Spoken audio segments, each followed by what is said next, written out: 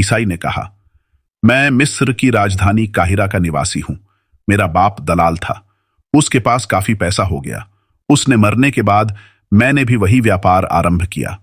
एक दिन मैं अनाज की मंडी में अपने दैनिक व्यापार के लिए गया तो मुझे अच्छे कपड़े पहने एक आदमी मिला। उसने मुझे थोड़े से तिल दिखाकर पूछा कि ऐसे तिल क्या भाव बिकते हैं। मैंने कहा, इनका मूल्य 100 मुद्रा प्रति मन है। उसने कहा कि तुम इन्हें इस मूल्य पर बेच दो और खरीदने वाला मिल जाए तो उसे मेरे पास ले आना। मैं फलां सराय में ठहरा हूं।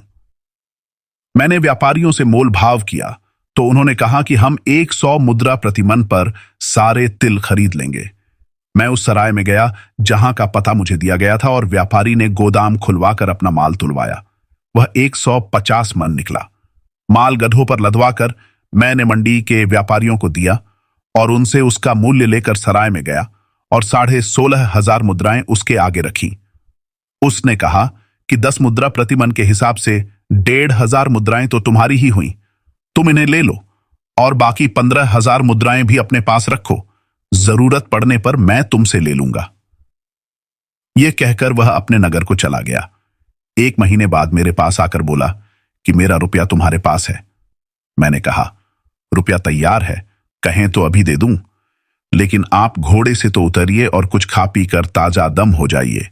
उसने कहा, मुझे एक जरूरी काम से फौरन जाना है, तुम रुपए निकलवा रखो, मैं थोड़ी देर में लौट कर तुमसे ले लूंगा। मैंने रुपए निकलवा लिए, लेकिन वह लौट कर न आया। 1 महीने तक उसकी प्रतीक्षा करने के बाद मैंने उसकी रकम को सुरक्षा पूर्वक तहखाने में रखा।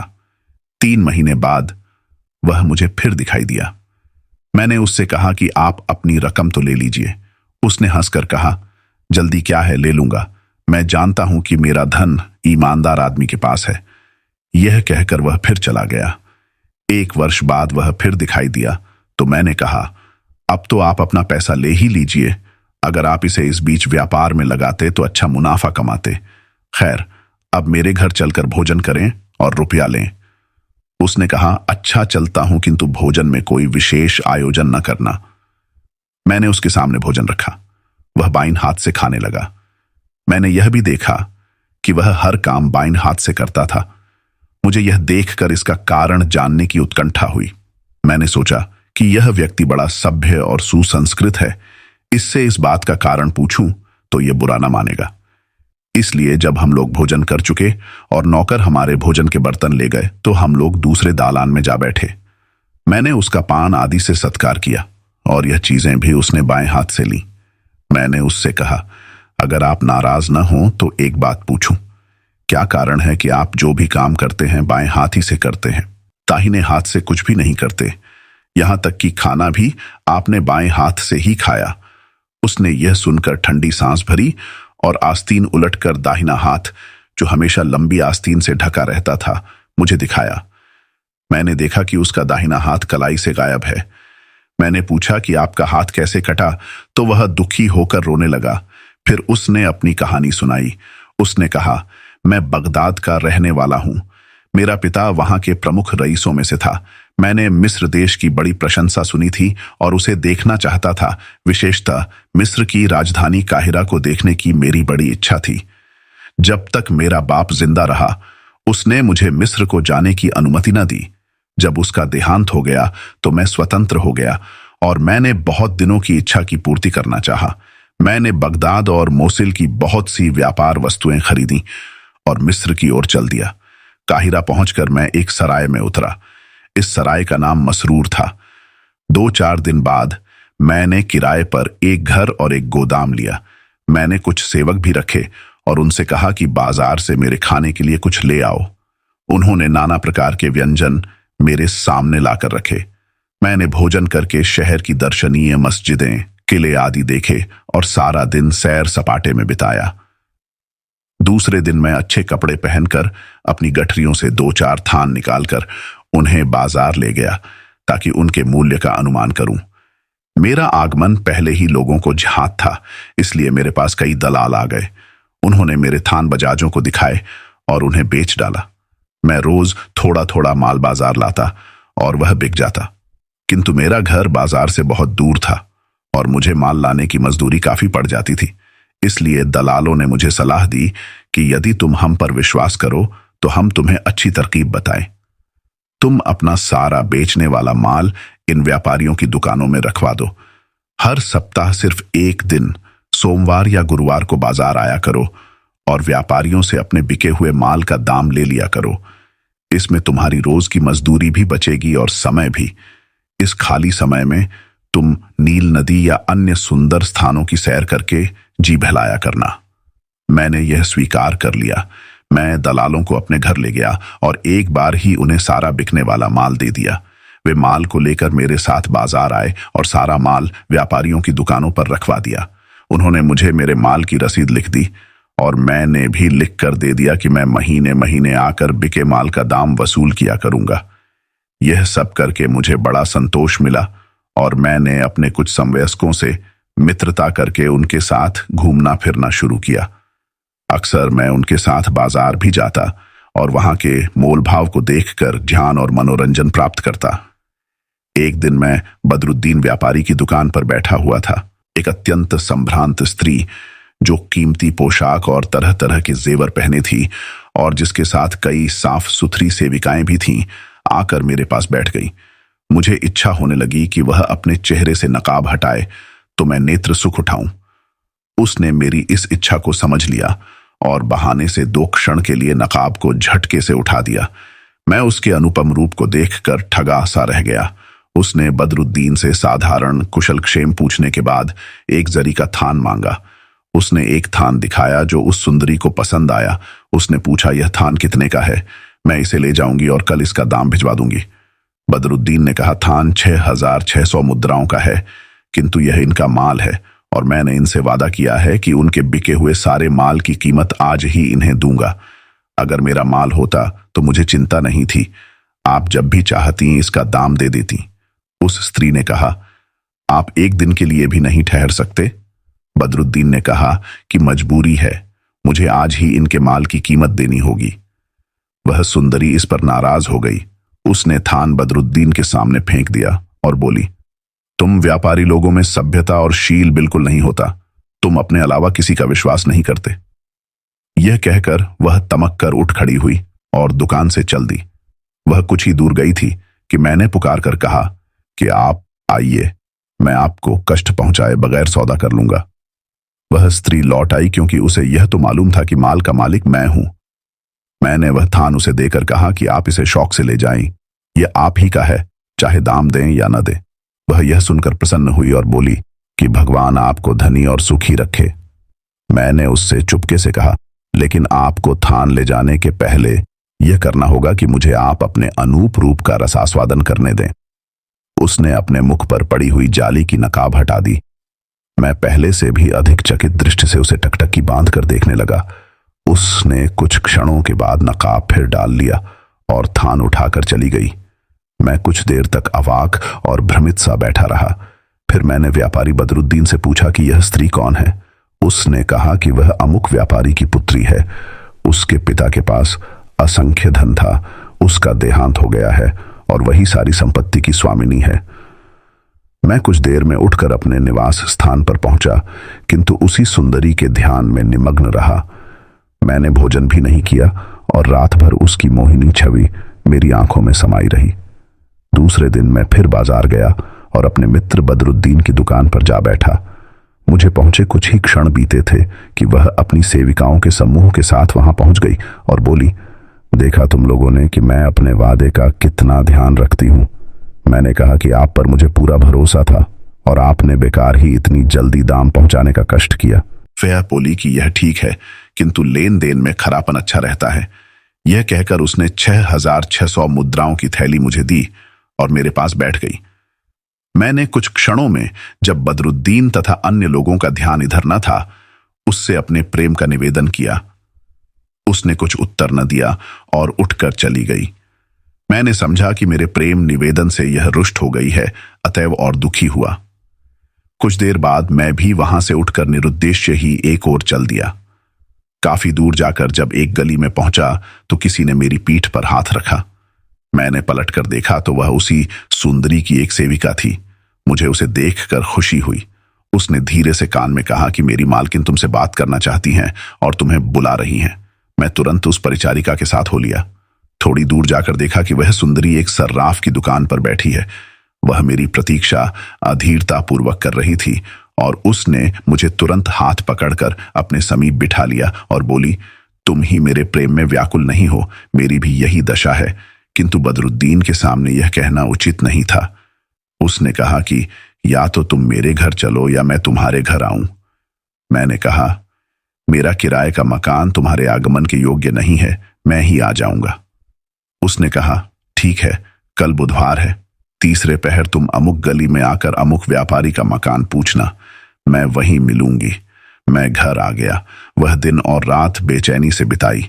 दूसरे दिन सवेरे ही मैंने बढ़िया कपड़े पहने, निश्चित समय पर एक थैली 50 अशर्फियों की अपनी कमर में बांधकर उस सुंदरी की बताई हुई गली में पहुंचा। मैंने एक आदमी से उसका मकान पूछा तो उसने बता दिया। मैंने अपने किराए के ऊंट के चालक को किराया देकर कहा कि कल सुबह यहीं से मुझे ले जाना और मेरे घर पहुंचा देना।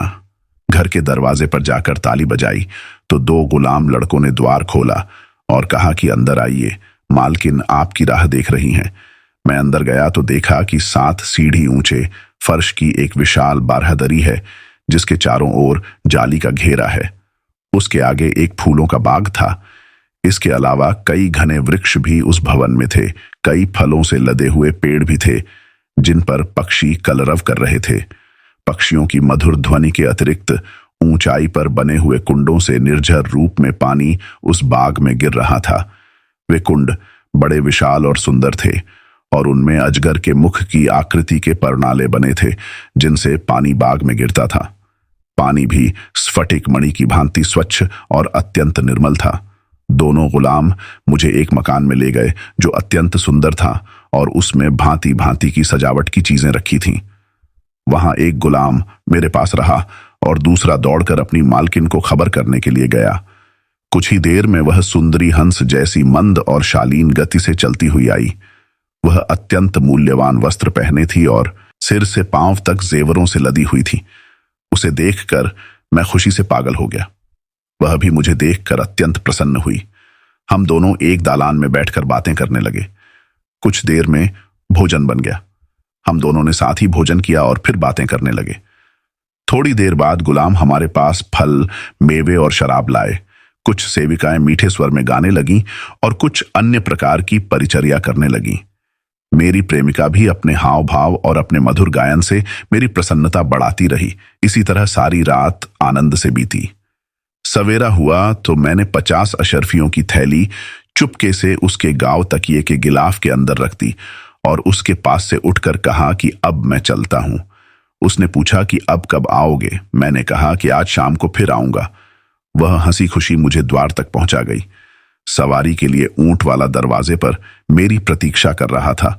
ऊंट पर बैठकर मैं अपने घर आया और ऊंट वाले से कहा कि शाम को मुझे फिर उसी मकान पर पहुंचा देना। अपने घर से मैंने तरह तरह की खाद्य वस्तुएं उस सुंदरी के घर भिजवाईं। शाम को निश्चित समय पर ऊंट वाला आया। मैंने एक और 50 अशर्फियों की थैली कमर से बांधी और अपनी प्रेमिका के साथ सारी रात बिताकर सुबह फिर चुपके से वह थैली उसके पास छोड़कर विदा हुआ। इसी तरह मैं काफी समय तक उसके यहां जाता रहा और रोजाना 50 अशर्फियों की एक थैली उसके पास छोड़ आता। कुछ ही समय में मेरा सारा धन समाप्त हो गया और मैंने उसके यहां जाना छोड़ दिया। धनाभाव में मेरी बुरी हालत हो गई और मेरी समझ में नहीं आ रहा था कि क्या करूं। एक दिन सवेरे के समय मैं शाही किले के पास घूमने गया। वहां काफी भीड़ भाड़ थी। अचानक मैंने देखा कि एक आदमी घोड़े पर सवार आ रहा है और उसकी जीन से एक लंबी डोर के सहारे एक मुद्राओं की थैली लटक रही है। संयोग से एक लकड़हारा उसके समीप से निकला। उसने लकड़ियों की खरोंच से बचने के लिए घोड़े का रुख यकायक फेरा। इससे वह थैली मेरे बिल्कुल पास आ गई। मैंने लालच में आकर थैली को झटके से अपने कब्जे में कर लिया। सवार ने जब देखा कि थैली गायब है तो अपनी तलवार म्यान के अंदर रखे हुए ही उसे मेरे सिर पर मारा। मैं गिर पड़ा। आसपास के लोग उस सवार को बुरा भला कहने लगे कि तुमने इस बेचारे को क्यों मारा। उसने कहा, तुम लोगों को कुछ नहीं मालूम, यह चोर है और इसने मेरी थैली चुराई है। मेरे दुर्भाग्य से उसी समय सिपाहियों की गश्त आ पहुंची। गश्त के मुखिया यानी दारोगा ने पूछा कि भीड़ क्यों लगाए हो? सवार ने अपनी थैली के खोने की बात कही। दारोगा ने पूछा कि तुम्हें किसी पर शक है या नहीं, तो उसने मेरी ओर इशारा करके कहा कि थैली इस आदमी ने चुराई है। दारोगा ने पूछा तो मैंने इनकार किया। फिर भी सवार ने जोर देकर कहा कि चोर यही है। अब दारोगा ने सिपाहियों को आदेश दिया कि मेरी तलाशी ली जाए। मेरी तलाशी ली गई तो थैली मेरे पास से निकली। दारोगा ने सवार से कहा कि अगर यह थैली तुम्हारी है तो कुछ पहचान बताओ जिससे सिद्ध हो सके कि थैली तुम्हारी ही है। उसने एक विशेष प्रकार के सिक्कों का नाम लेकर कहा कि इस थैली में इस प्रकार के 20 सिक्के हैं। थैली को खोलकर देखा गया तो उसमें वास्तव में उस प्रकार के 20 सिक्के निकले। दारोगा ने थैली सवार को दे दी और मुझे पकड़कर काजी के सामने पेश कर दिया। काजी ने आदेश दिया कि इसका दाहिना हाथ काट दो, क्योंकि चोरी की यही सजा है। चुनांचे मेरा हाथ काट दिया गया। फिर काजी ने कहा कि यह तो चोरी का दंड हुआ। इसने झूठ भी बोला तो इसलिए झूठ के दंड स्वरूप इसका एक पांव भी काटा जाए। अब मैंने उस सवार के, जो गवाह के तौर पर वहां था, पांव पकड़े और अनुनय विनय की कि मुझे काफी सजा मिल चुकी है, अब इस नई सजा से मुझे बचाओ। उसे मुझ पर दया आई और उसने काजी से कहा कि मैं अपना अभियोग वापस लेता हूं, इसे झूठ बोलने का दंड न दें। अतएव काजी ने पांव काटने का आदेश वापस ले लिया। सवार वास्तव में भला आदमी था। उसने वह थैली मुझे दे दी और कहा, तुम्हारे व्यवहार और सूरत शक्ल से यह नहीं मालूम होता कि तुम पेशेवर चोर हो। तुम पर जरूर कोई ऐसी विपत्ति पड़ी होगी कि तुमने ऐसा काम किया। यह कहकर वह अपनी राह चला गया। वहां जो लोग थे वे मुझ पर दया करके एक घर में ले गए। वहां उन्होंने मुझे कुछ खाने पीने को दिया, एक गिलास शराब पिलाई और मेरे हाथ में दवा लगाकर खून बंद करने के बाद उस पर पट्टी बांध दी। मैं धीरे धीरे अपने घर आया। अब कोई सेवक वहां नहीं था, क्योंकि निर्धनता के कारण मैंने सबको हटा दिया था। कुछ देर में जी घबराया कि अकेले कैसे रहूं। सोचा कि अपनी प्रेमिका के पास चलूं। एक बार ख्याल आया कि मेरी ऐसी हालत देखकर वह भी मुझसे घृणा करने लगेगी, किंतु और कोई व्यक्ति ऐसा था भी नहीं जिसका मैं सहारा लेता। अतएव एक अन्य रास्ते से गिरता पड़ता मैं उसके घर पहुंच गया और एक बिस्तर पर चुपचाप लेट गया। कुछ देर में वह सुंदरी मेरे आने का समाचार पाकर मेरे पास आई। मैंने अपना कटा हुआ हाथ अपनी आस्तीन में छुपा लिया। मुझे अशक्त और पीड़ा से तिलमलाता देखकर बोली, प्रियतम, यह तुम्हारी क्या दशा है? मैंने सारी घटना को छुपाने का निर्णय किया और कहा कि मेरे सिर में बहुत दर्द हो रहा है, इसीलिए तड़प रहा हूं। वह बोली, यह तुम बहाना बना रहे हो, तुम्हें कोई और कष्ट है। केवल सिर दर्द से तुम ऐसे तड़पने वाले नहीं हो। कुछ दिन पहले तक तो तुम हट्टे कट्टे थे, ये तुम्हें क्या हो गया है? मैंने उसकी बात का कुछ उत्तर न दिया, लेकिन मुझे अपनी दशा पर रोना आ गया। उसने कहा, देखो, तुम्हें सारा हाल सच सच बताना पड़ेगा। अगर झूठ बोलेगे या हाल छुपाओगे तो मैं समझूंगी कि तुम्हें मुझसे बिल्कुल प्रेम नहीं है, और अभी तक जो प्रेम प्रदर्शन करते थे वह केवल ढोंग था। मैंने और रोकर कहा, प्रियतमे, तुम मुझसे मेरा हाल न पूछो। मेरा हाल ऐसा नहीं है कि बताया जा सके। कम से कम मैं अपने मुंह से अपनी दशा के वर्णन करने का साहस नहीं जुटा पा रहा हूं। इस पर वह चुप हो गई और मेरे सिर पर हाथ फेरने लगी। इसी भांति काफी समय बीत गया। शाम हुई तो उसने कहा, चलो हम लोग भोजन कर लें। मैंने सोचा कि दाहिना हाथ तो है ही नहीं, भोजन कैसे करूंगा, इसीलिए मैंने कहा कि मुझे भूख नहीं है। उसने कहा, बड़े खेद की बात है कि तुम इतने पीड़ित और दुखित हो कि भोजन भी नहीं करते और फिर भी मुझसे अपना हाल छुपा रहे हो। अच्छा, यह शराब पियो। मैंने शराब का प्याला बाएं हाथ से पकड़ा और आंसू बहाते हुए शराब पीने लगा।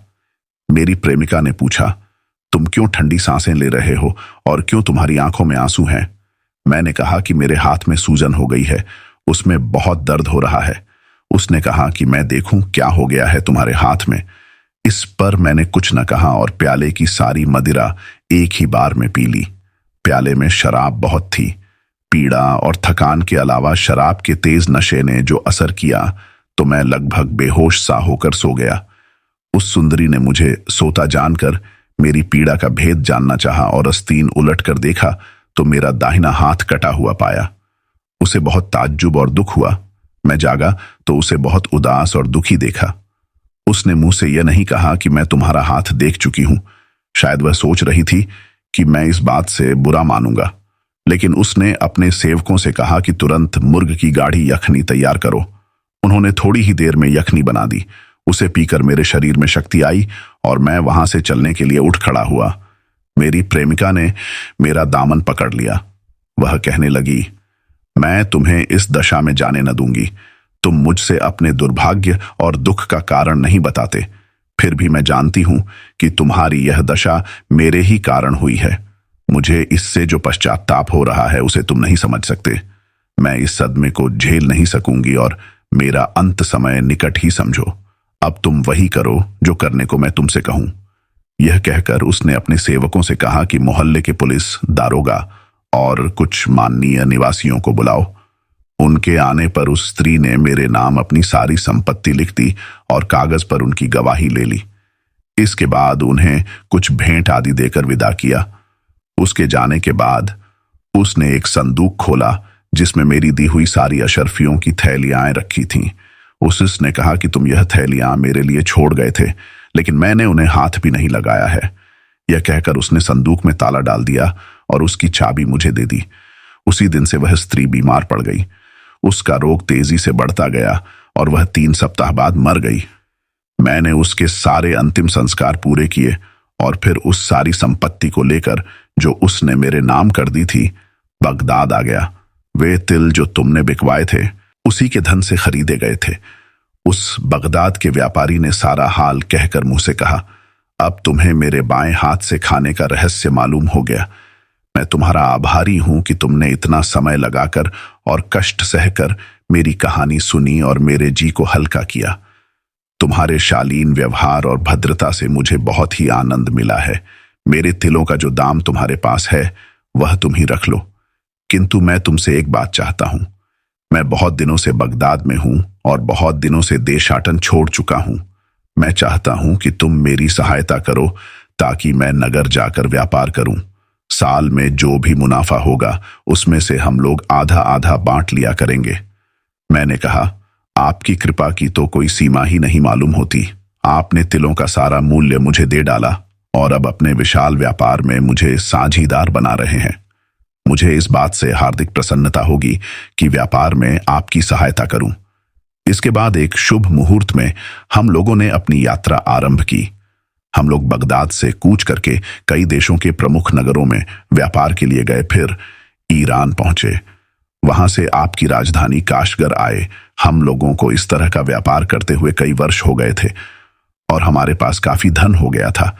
फिर उस आदमी ने कहा कि अब मेरी इच्छा है कि मैं ईरान में स्थायी रूप से रहने लगूं। चुनांचे हम लोगों ने अपनी सारी धन संपत्ति आदि आदि बांट ली और खुशी खुशी एक दूसरे से विदा ली। वह ईरान में जाकर रहने लगा और मैं काशगर में बस गया। यह कहकर ईसाई व्यापारी ने कहा, मेरी यह कहानी कुबड़े की कहानी से विचित्र है या नहीं? बादशाह ने आंखें तरेर कर कहा, बिल्कुल बकवास है। तुम्हारी कहानी में कोई दम नहीं है। मैं तुम चारों को उस कुबड़े के बदले मरवा दूंगा।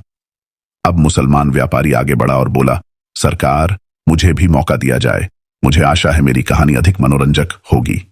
बादशाह ने उसे कहानी सुनाने की अनुमति दे दी।